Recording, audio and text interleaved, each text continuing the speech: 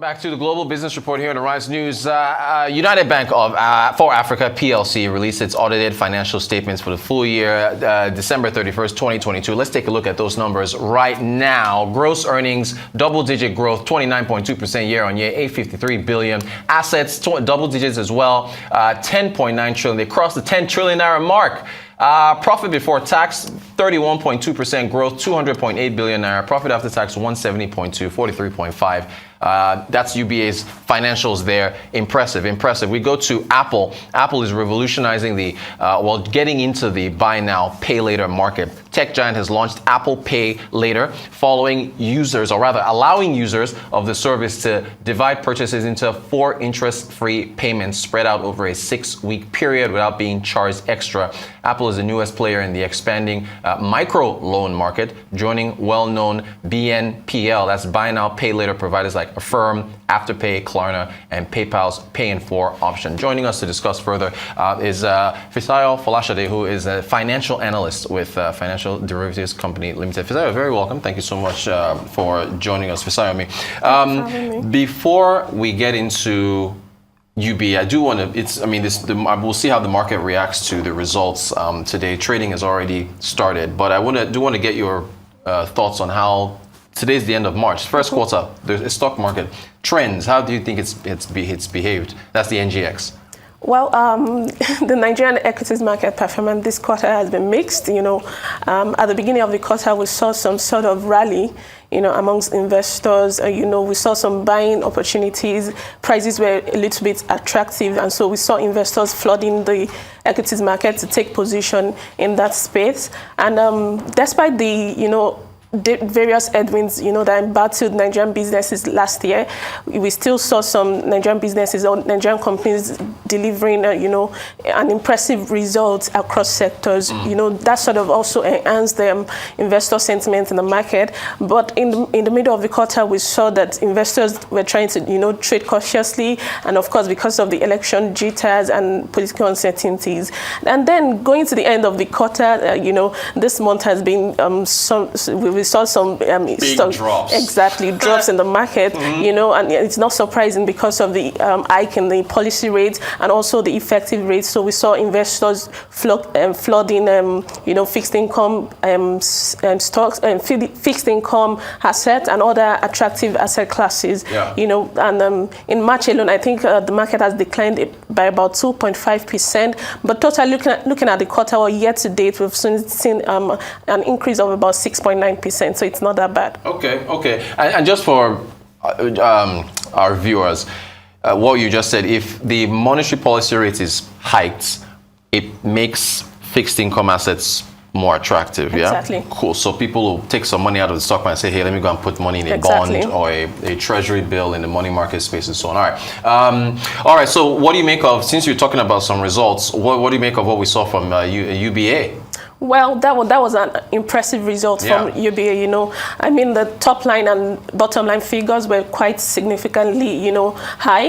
The gross earnings increased by about 29% to about to 853 billion. That's huge, and it's not surprising because that was as a result of the increase or the surge in net interest income. A lot of banks, benefited from the hike in interest rate environment last year, and that's why we are seeing that impressive performance in their full year 2022 earnings. Of course, there was also an increase in net interest from loans and advances to customers, and that's why we saw that gross earnings really did well. But although something that we've been looking at recently was the bank's impairment loss of about 17 billion, and that was due to the exposure of the group to Ghana's investment market. About 70 billion loss, and that was because of the restructuring in the Ghana bonds last year. But impressively, the bottom line was also very good, 43% increase to about 170 billion. That's quite high. And talking about the total assets as well, we saw UBA has crossed the 10 trillion mark. That's a huge huge one. And the company is set to, or the bank is, I think, is set to deliver value to shareholders. I think they delivered they announced, a dividend of about 90 kobo. That's an increase from about 80 kobo last year. So it's good. Okay. So as we look forward to the next quarter, which begins, tomorrow's a weekend, but anyway, Monday, but begins, this April 1st and so on. What do you expect? What do you expect for the NGX as far as quarter 2 and beyond are concerned? Okay, so I think in the next quarter, I expect that investors will try to take advantage of the recent pullback in the market and see it as a buying opportunity. And also, on the other hand, we'll see investors trying to also exit the market because interest rates out there is still high.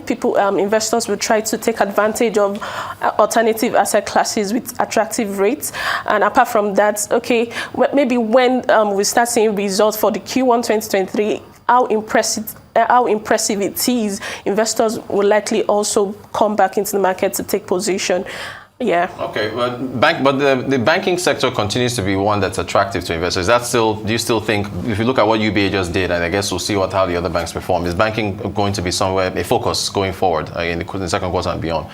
So I think what I've realized so far about banking stocks is all the top players in that space is that they remain resilient no matter what. So I think they will also try to continue to fortify, especially the regulators will try to, impose strict regulations to ensure that banking system in Nigeria is still in place. Yeah. And if that is done, definitely we'll see investors also looking at that space. Then there are other sectors that, investors can, go into, particularly looking at what the elected president has said about the agricultural industry. Mm-hmm. And I believe that crop production stocks such as Okomo Oil, Presco are well positioned to take advantage of any reform in that space as well. Very interesting. Thank you for that. Very informative there. Okay, let's talk Apple. What do you make of, I think, the share price increase with the announcement of this Apple buy now, pay later? What do you make of what Apple's jumping into here?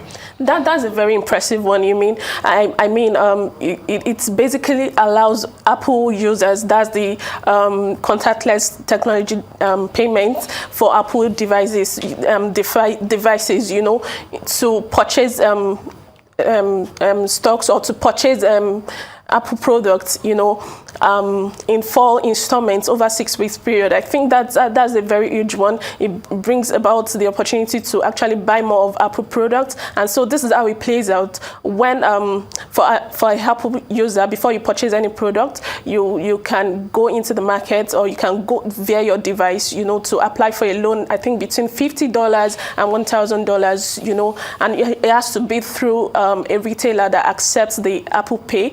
And when that is done, the management, I think we ensure to check the credit score or whatever it is, and to ensure that the customer is actually in a very good financial position to purchase an Apple product. And that when it's done, when your payment or your loan is approved, you get to find out that the pay later option is now on your device. And it's a very good one because now you can see your payment updates, you can see your repayment plan, you can see your financial position as to the product you're buying. And looking at the competitive strategy, I think it's very impressive because it has no interest rate, it has no other fees compared to other peers in that microloan space. So if you also look at the price recently, mm-hmm. The price of Apple has significantly increased in March to about 10%, and that was because of this, that's because of this growth that we are seeing, or that's because of the recent news that we are seeing in in Apple. And as far as, we've got a minute to go here, but with Apple jumping into this space, you've got Klarna, Affirm, and all these other competitors there. Do you see it getting more competitive in this buy now, pay later field? Actually, I have 30 seconds. Sorry, not a minute. Okay, yeah, very competitive, and it's going to help out with their earnings at the end of the year. Yeah. We expect that their earnings will surge significantly because it will pull more customers, and when more customers comes to play, we definitely see that in revenue. Fisayomi Folashade, financial analyst with Financial Derivatives Company Limited. Thank you so much for joining us to talk about the NGX, UBA, Apple, and so much more. Appreciate your time. Thank you.